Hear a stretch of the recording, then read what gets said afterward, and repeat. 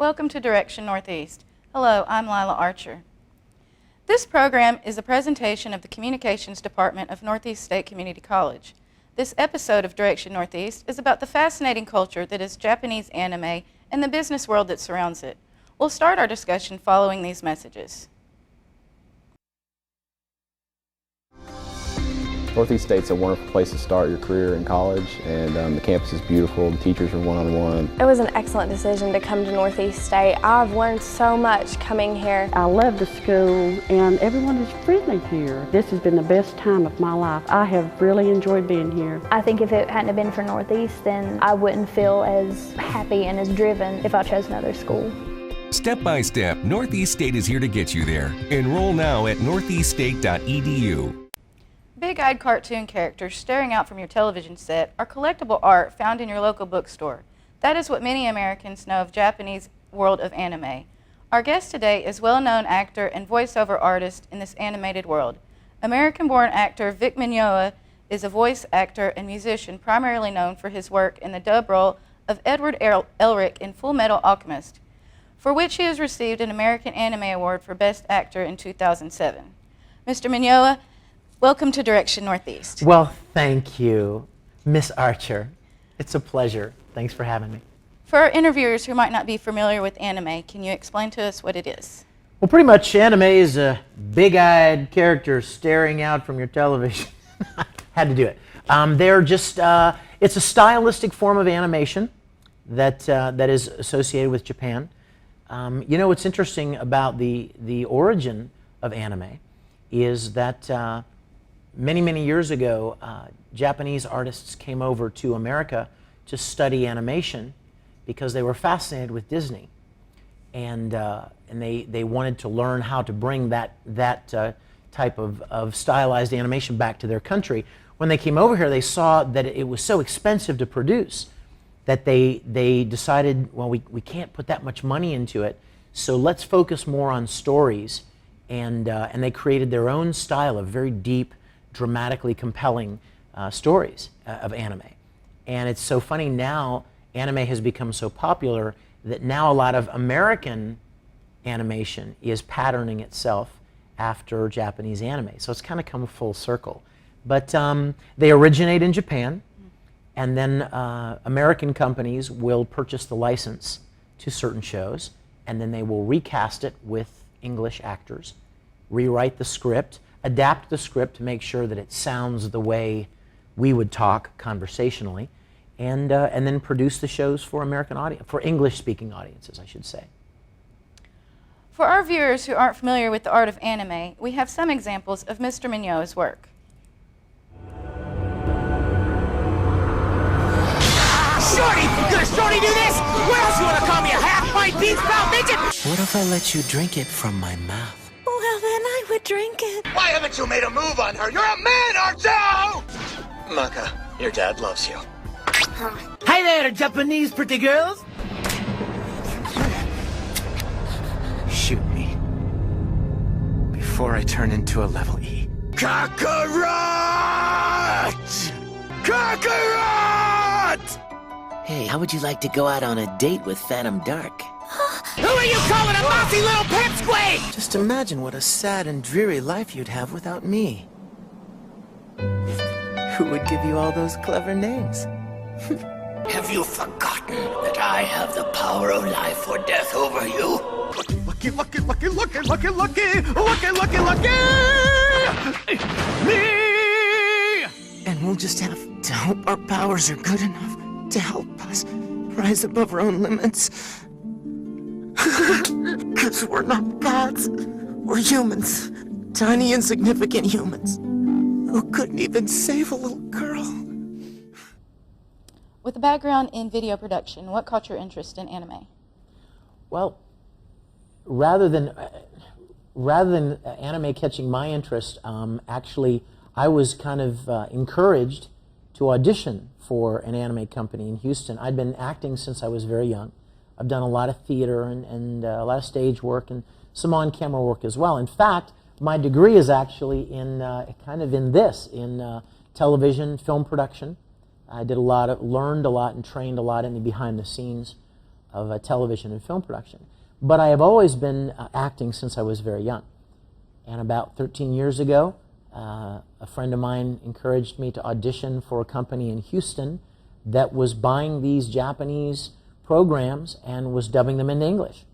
So I went and auditioned and I got cast, and I had no idea that it would ever become as big an industry as it has become. And I'm very, very grateful to be a part of it. It's a chance to act, only act with your voice as opposed to acting on stage. What kind of thought process do you go through preparing for a role? Well, there are a lot of factors that go into creating a character. One of the main ones is, of course, the way the character looks, the way they're drawn.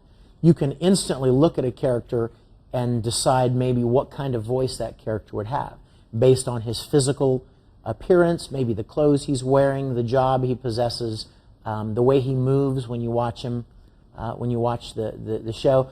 So that, in conjunction with maybe the director having some ideas on the way he wants the character played, and then of course sometimes the way the original Japanese actor played the character. You factor in all of these different elements when you try to determine how to play a particular character. I'll give you a perfect example. For Edward Elric in Fullmetal Alchemist, the original Japanese actress was a girl that played Ed. That's very common in anime. Younger boys, teenage boys and young boys are often portrayed, voice acted by girls. But the Japanese creators of Fullmetal wanted that show, wanted Edward in English to be a little more masculine. So instead of casting a girl to play Ed, they cast a guy to play that character. So there are changes, there are differences between the Japanese and the English, but we do draw a lot from the original Japanese. In your opinion, what has made the Japanese animation so enduring? You know, I've thought about that a lot. I've thought, what is it that's so compelling about anime? And I would have to go back to what I said a few minutes ago, and that is the stories. The stories are usually much deeper, much more dramatic and intriguing and powerful and complex than standard English, the standard American animation. Most people think of animation, when they think of American animation, they think of cartoons. They think of things geared toward younger kids. But in Japan, there is anime for everyone. There is a specific targeted anime for just about every kind of audience there is. There's something for adults, there's something for sci-fi, there's something for kids, there's something funny, there's something scary. There's something for everyone. And I think it's those kind of deep, interesting stories and the multitude of different styles that makes it so intriguing to people. Now, American networks have been picking up a lot of animated programs lately. Why do you think the Americans have seen the resurgence in TV and film? I just think because they find it fascinating. You know, it's interesting. I've been to Tokyo, and in Tokyo, they're fascinated with all things English. It's really interesting. They love all things American. They're fascinated with Western culture, very much in the same way that America is often fascinated with Eastern culture, with other things that are, that are international outside of the way we normally do things. And I think anime is a perfect example of that. The stories are different. The drawing style is different. They're foreign, and I think there's something that's very intriguing to American audiences about that. Do you think there's a difference in preparing for a role for TV as there is for a video game? Actually, there is a significant difference. When you're doing an anime series, you're playing a character across a 26 episode or maybe 60 episode, or in the case of shows like Dragon Ball Z or some of those shows are hundreds of episodes long. So you're playing a character through all of those story arcs. With a video game, you're playing a character for the game, and you record the character for that game, and then it's done. It's not an ongoing episodic production. And not only that, but in video games, you've got a lot of alternate paths that a character might take, right? If you take this path, the character dies. If you take this path, perhaps he lives. If you take this path, perhaps he forms an alliance with another character. Well, the actor has to record all of those possibilities. So when you're recording a video game, you've got to record all of these different possible directions that your character may take. Plus, there's all of the fighting sounds that a character must do when he's in a game. You know, there's little punch, big punch, kicked in the gut, kicked in the face, falling off a cliff, falling off a high cliff, you know, falling off a short cliff. There are all of these different possibilities, and you have to record all of them for video games. Now, is there a difference in voiceover acting and voice acting? Oh yes, oh yes. Voice, I would probably characterize it as voice-over would be like commercial work, like announcer type things. You say, you know, starting this week, we're having a sale on men's trousers. Come on to JCPenney. That kind of thing. That would be voice-over, you know. Or Sunday grave digger, you know, come out and see the truck show, monster trucks. Voice-over. However, voice acting is more playing a character in some kind of a story. And that could be anything. You're going to take that character through all of the highs and lows, all of the emotional twists and turns. So that's how I would probably differentiate between voice acting and voiceover.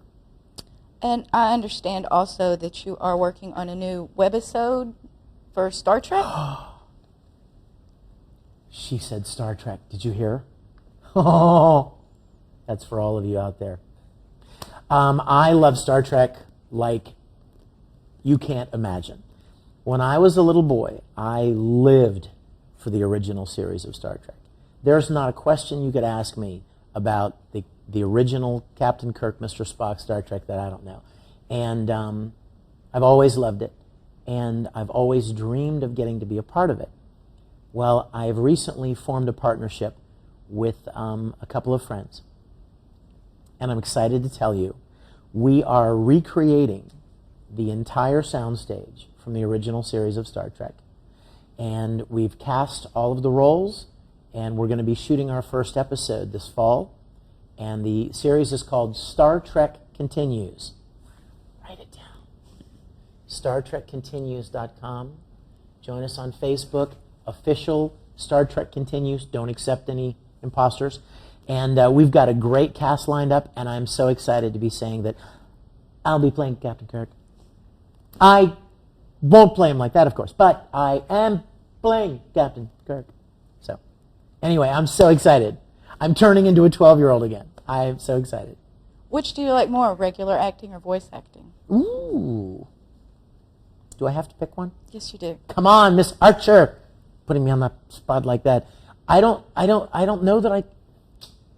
That's tough. Because you know what? One of the fun things about voice acting is you can play characters that you would never be cast for on screen. If you think about it.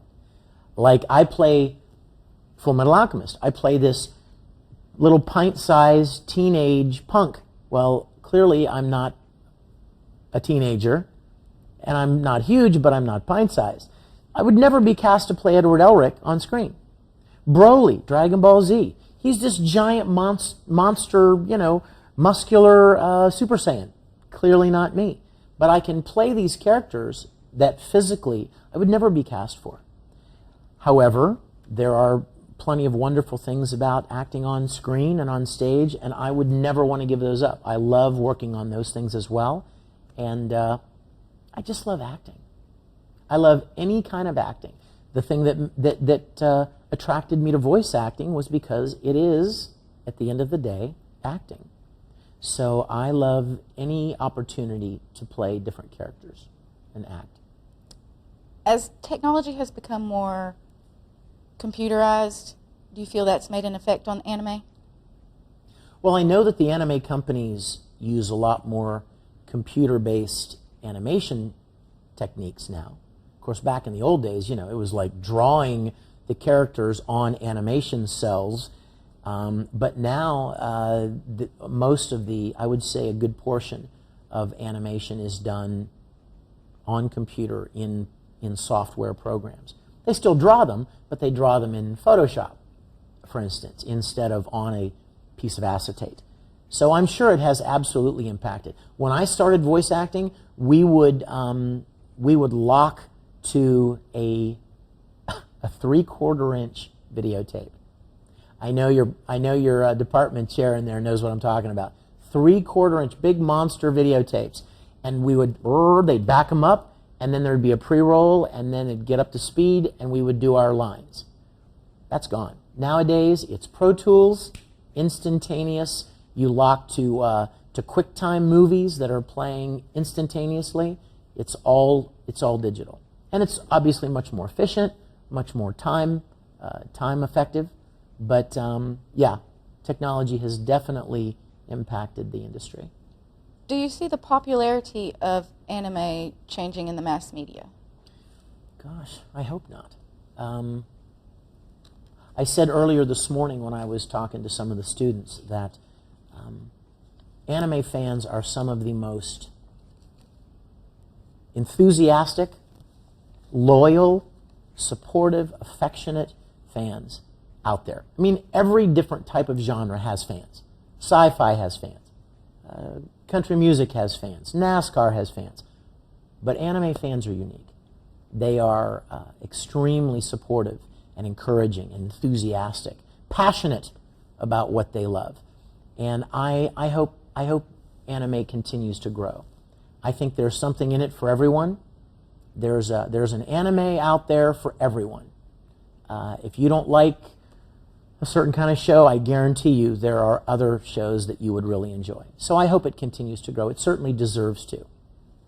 And I know you've worked on the Sonic the Hedgehog. Yay, Sonic! Yeah. What did you like about that? I just loved that when I remember Sonic from years ago. I just remembered how much I enjoyed Sonic. That would be like if somebody asked me to be in Clone Wars. I would be like, oh, yes! I would pay you to let me be in Clone Wars because I'm a big Star Wars fan.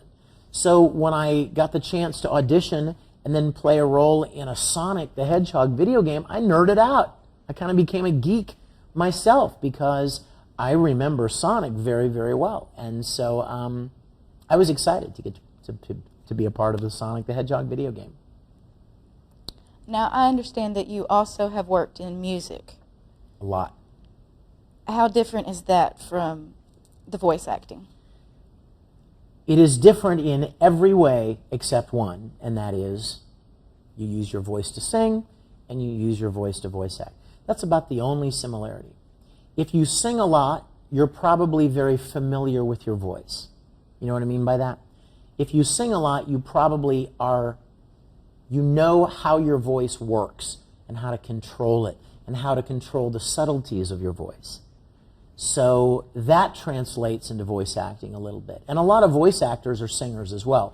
But I've been writing music and producing music twice as long as I've been voice acting. I've got 6 original music CDs on iTunes. I've sung several anime theme songs. I've produced 20 or 30 records for different artists. In fact, before I did voice acting, before that kind of took over the majority of my time, I worked with ad agencies and production companies a lot, writing music for television, for radio, for commercials. Music is a very, very big part of my life. I have a studio in my home, and I'm very excited to be able to integrate the two, actually. I've recorded a lot of songs from anime series and make them available on my CDs. They're also available, all of them, on iTunes. And it's really exciting to be able to kind of merge anime and music, because I love them both. Well, now that you've said that, I have to ask you, which was more your favorite, the music or the anime? What are we going to do with this girl? What are we going to do with Lila here? She keeps asking me what I like better. I can't handle it. I love them all. It would be impossible. You know what? A friend of mine told me one time, you know, Vic, you're just like a hyper-creative. You just, you know, you do this and you do that. You sculpt and you paint and you sing and you write, you act. Yeah. And they're like, which one would you rather do? I couldn't, all of them. I could never pick one. I love the chance to express creativity in every different form. When the voice acting opportunity came along, I knew nothing about it. I didn't train for it. I didn't plan it. I didn't pursue it. It was just an opportunity to act. And to me, it was just an opportunity to be creative again. So I could never pick one. And I won't. I won't ever pick one. What kind of advice do you have for anyone wanting to get into this industry? Well, the advice that I would say for anyone interested in voice acting is this. Two things. One, get as much experience as you can acting. That's the key. A lot of people think that, well, I can make funny voices, or I can imitate this character that I like. Well, that's really good, and that's probably really fun at parties and with your friends. But what is required for voice acting is to be an actor. Everybody that I know, including me, I mean, my degree was in television and film major, and my minor was theater. So most of the voice actors that I know have a huge background in acting. A lot of training in acting. So that's the first thing. If you're interested in voice acting, get as much experience as you can acting. The second thing is you have to live where the work is done. I told the kids this morning, if I wanted to be a country western singer, where would I go? To Nashville. Nashville, exactly, right? Country music capital of the world. So if you want to be a voice actor, you would go to the places where those types of jobs exist. Where are they? Houston, Dallas, Los Angeles, Vancouver, Canada, New York City. That's about it, right there. There are about 5 markets where voice acting, in other words, like animation, video games, that kind of thing, that kind of work is prominent. How hard is it on your voice to be a voice actor? Depends on the character. There are some characters that I play that are very easy on the voice, and some that are not so easy. There was a character in Vampire Night named Zero. Zero is a very dark, brooding character, and he always is dark and brooding. You do that all day, but then you start talking about Dragon Ball Z, or even Fullmetal Alchemist, where, there's fighting, and there's yelling, and there's, in Dragon Ball Z, there's powering up and going Super Saiyan. You start yelling and screaming like that, and yeah, it'll take its toll on your voice. You have to be careful. You have to be careful to take care of your voice, and you have to know where your boundary is. You have to know when you've hit that imaginary ceiling, and if you push it too far, you'll be down for 2 weeks. So, yes, it depends on the character. And why do you think anime is so niched here in the States? Like you said earlier, in Japan there's one for every group of people. Here in the States it's more like animes for children or teenagers. Oh, no, I wouldn't say so, Lila. I'm sorry. I would disagree. When I said there's something for everyone, I mean here. I mean in this country. I've recorded over 100 series myself, and I'm not even in all of it. There is something for everyone here. Now, if I were to go around that control room in there and say, hey, Mr. TD, what kind of stuff do you like? And he said, well, I like, action. I could name 10 shows off the top of my head that are action-oriented. If I were to say, hey, Mr. Director, what do you like? And he's like, I like sci-fi. I could name 5 shows, 10 shows off the top of my head that I've been in that are sci-fi. I like comedies, or I like tragedies, or I like gory stuff. There's something for everyone in this country. That's why I think anime has become so big in this country, because there's something for everyone.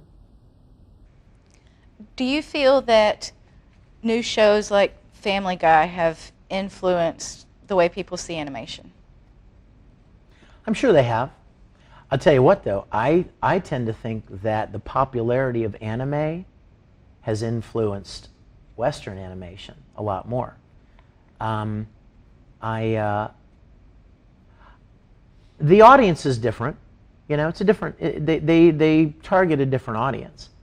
But I've seen, and I believe very strongly that anime and the popularity of anime has certainly done a lot, to influence Western animation and Western TV shows. Even down to the drawing of the characters, the styling of the characters. Since this is a college show, can you tell us about your college experience? Absolutely. You know what? It's kind of funny. When I walked into your studio, I thought, wow, this brings back memories. Because when I was in college in Virginia, we did multi-camera productions, and we would take turns, right? Take turns. You'd do a production, and you'd be on camera, and then you'd take turns, and you'd be a shader, and then you'd take turns, you'd be a TD, and and everybody, somebody would run Chiron, and then you'd rotate, and we'd all trade places. And I split my time in college between the television department and the theater department. I was always acting in a play, doing a musical, and I really feel like a lot of the things that I studied in college, that I spent my time, like in theater and even in television production, benefited me greatly in ways that I had no idea they would. I found, you find myself 10, 20 years later doing something that directly I was able to do because of what I studied and where I spent my time in college preparing.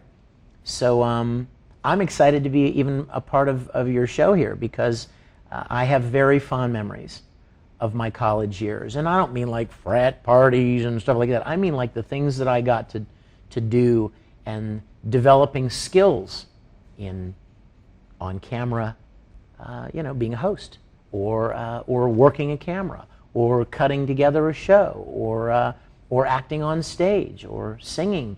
All of the different things that I learned in college, I've gotten to apply and use in my life. We'd like to thank you for your time. Well, I'd like to thank you for your time, Lila. Thank you so much for having me. Thank you. We'll be back in just a moment to wrap up Direction Northeast. Personal, affordable, convenient. That's Northeast State in a nutshell. Find your path to success through our wide variety of programs and nearby locations. Whatever brings you here, Northeast State offers a smart start to a 4-year degree, or the choice of several technical programs, giving you direct entry into the workforce. Northeast State Community College. Wherever you're going, we're here to get you there. This concludes the program for today. We've talked about the popularity of Japanese anime and learned much about the voiceover process from actor Vic Mignogna. Community is very important to the students at Northeast State Community College, and this program takes a look at a few of the subjects that they find important. Until we meet next time, on behalf of the students, staff, and faculty of Northeast State Community College, I'm Lola Archer, and this is Direction Northeast.